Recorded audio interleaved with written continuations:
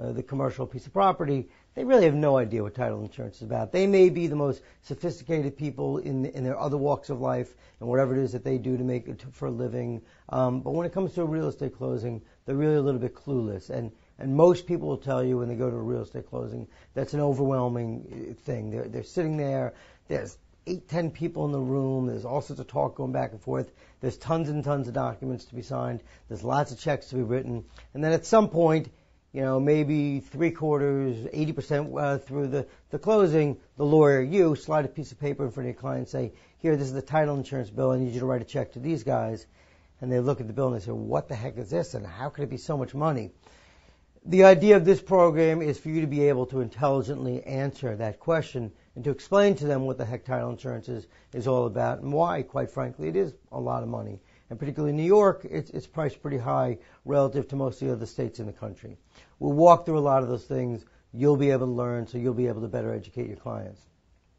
So let's go to the real basic foundational questions.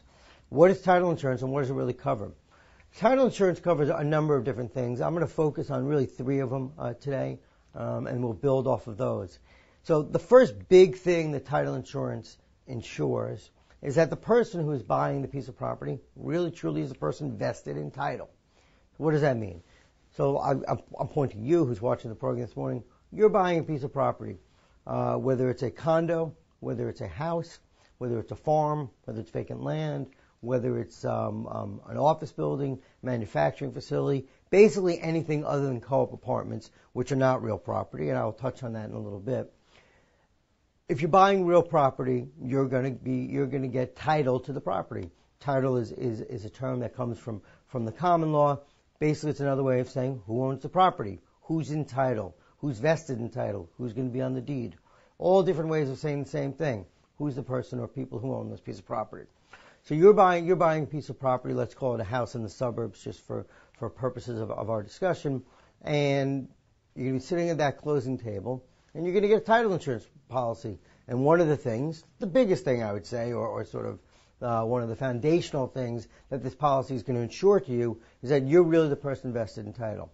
Because if you think about it, how do you really know that you own the property? What happens at a closing, as we all know, is that there's a little piece of paper that gets slid across the table from the seller to the buyer. It's called a deed. And that deed says that for $10 in good and valuable consideration, I, Joe Schmo, hereby transfer to you, whatever your name is, full title interest to the following property described as such and such. So now you have a piece of paper called a deed that says you own the property. That's all well and good, but how do we know that that guy, the seller, had the right to deed this property over to you? How do we know that that guy really owns the property? So in order to ensure to you, to the buyer, that you really own the property, we really don't care all that much about you at that moment, because if you think about it, at the moment that you get that deed, at the moment that you buy the title insurance policy from us, you've owned the property for like 7 or 8 seconds. We care a lot more about the seller. We want to make sure that this seller really truly had the right to transfer the property to you. So what we're looking for, obviously, you have a contract to sell. You have a contract to sell. It says, I, seller, I'm going to sell this property for $300,000 to you, buyer. That doesn't really mean anything else either. It's a self-serving document. Does that seller really have the right to transfer the property to you? So what we're going to be looking for is an unbroken chain of title going from you to the seller, to that seller's seller, all the way back to the beginning of time, so to speak. Since I teach this class a lot in New York City, I always talk in